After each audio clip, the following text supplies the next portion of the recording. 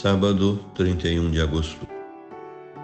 Meu querido irmão, minha querida irmã, estamos entrando na sua vida e muito gostaríamos de entrar no seu coração para aí semear a palavra de Deus, que é sempre a grande orientação para a nossa vida. Nesse sábado da 21ª semana do tempo comum, a liturgia nos apresenta o Evangelho de São Mateus, capítulo 25, versículos de 14 a 30. Naquele tempo, disse Jesus aos seus discípulos esta parábola: O homem ia viajar para o estrangeiro, chamou seus empregados e lhes entregou seus bens. A um deu 5 talentos, a outro deu 2, e ao terceiro 1, a cada qual de acordo com a sua capacidade. Em seguida viajou. O empregado que havia recebido 5 talentos saiu logo, trabalhou com eles e lucrou outros 5. Do mesmo modo, o que havia recebido 2, lucrou outros 2. Mas aquele que havia recebido 1 só, saiu, cavou um buraco na terra e escondeu o dinheiro do seu patrão. Depois de muito tempo, o patrão voltou e foi acertar as contas com os empregados. O empregado que havia recebido 5 talentos, entregou-lhe mais 5, dizendo: Senhor, tu me entregaste 5 talentos.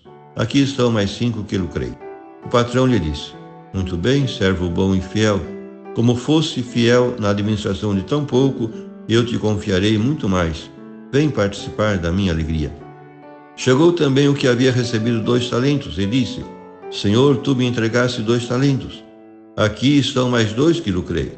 O patrão lhe disse: Muito bem, servo bom e fiel. Como fosse fiel na administração de tão pouco, eu te confiarei muito mais. Vem participar da minha alegria. Por fim, chegou aquele que havia recebido 1 talento e disse: Senhor, sei que és um homem severo, pois colhes onde não plantaste e ceifas onde não semeaste. Por isso fiquei com medo e escondi o teu talento no chão. Aqui tens o que te pertence. O patrão lhe respondeu: Servo mau e preguiçoso. Tu sabias que eu colho onde não plantei e que ceifo onde não semeei. Então devias ter depositado o meu dinheiro no banco, para que ao voltar eu recebesse com juros o que me pertence. Em seguida o patrão ordenou: Tirai dele o talento e dai-o àquele que tem 10, porque a todo aquele que tem será dado mais, e terá em abundância. Mas daquele que não tem, até o que tem lhe será tirado. Quanto a esse servo inútil, jogai-o lá fora na escuridão. Ali haverá choro e ranger de dentes. Meu querido irmão, minha querida irmã, hoje termina a leitura continuada de Mateus com a parábola dos talentos, dentro do contexto do discurso escatológico de Jesus. O destinatário da parábola na sua redação atual é a comunidade cristã.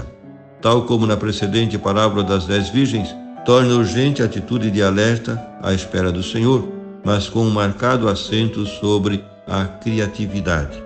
Um senhor rico que se ausenta confia os seus bens a 3 dos seus empregados para que os façam render segundo a capacidade de cada um. É fácil entender que o Senhor é Cristo, a sua ausência, a ascensão ao céu, o seu regresso, a parousia. Os empregados são os cristãos a quem se pede vigilância produtiva no tempo eclesial da espera. Os talentos são os dons do reino de Deus na pessoa de seu Filho. A prestação de contas é o exame do julgamento, e a sentença é a participação ou exclusão do reino, simbolizado uma vez mais na imagem habitual de um banquete. Quando o Senhor regressa e se põe a ajustar as contas, os 2 primeiros empregados podem apresentar um balanço muito positivo da gestão dos seus talentos. 1 talento era uma quantia considerável, 10.000 denários. Eles fizeram-nos render 100%. Por isso são felicitados pelo seu Senhor, que os recompensa com um cargo importante e os admite ao seu banquete. Mas a seguir entra em cena o terceiro empregado, que a partir daqui centra a atenção no relato parabólico. Este preguiçoso devolve íntegro o seu talento. Assim pensa ele estar em dia com o seu Senhor. Foi um preguiçoso, mas agora julga-se correto e cumpridor. Não obstante, o Senhor condena-o pelas suas próprias palavras. Já se vê que era o menos capaz e inteligente dos 3. O terceiro empregado, que não esbanja o dinheiro, mas que se limita a conservá-lo, parece não fazer nada de mal e, contudo, é castigado. Por quê? Porque precisamente por não ter explorado o seu talento, isto é, pelo seu pecado de omissão. Mas abramos os olhos.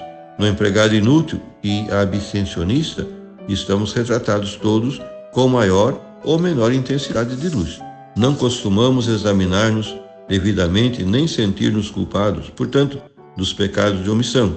Contudo, o abstencionismo e a apatia, a preguiça e a comodidade, o egoísmo e o medo paralisante, frutos de uma psicose de segurança, são os maiores pecados sociais que pode cometer um cristão hoje em dia. Deus pede-nos uma fidelidade produtiva dos seus talentos. Caso contrário, ficamos desqualificados. Por fim, rezemos. Obrigado, Senhor Jesus, porque confiaste em nós, entregando-nos os talentos e a responsabilidade do reino. Com a palavra de hoje, nos abres os olhos sobre os nossos pecados de omissão e mediocridade. Concede-nos ter muito amor para receber mais amor. Acompanha-nos, Senhor, com o teu espírito de criatividade, para que, fazendo render os talentos que nos deste para o serviço do reino de Deus e dos irmãos, mereçamos na tua vinda ouvir dos teus lábios as palavras dirigidas ao servidor fiel e responsável. Entra tu também na alegria do banquete do teu Senhor. Amém. E a você, meu querido irmão, minha querida irmã, que me acompanhou neste encontro com a palavra de Deus, desça sobre ti a bênção de Deus Todo-Poderoso, Pai e Filho e Espírito Santo. Amém.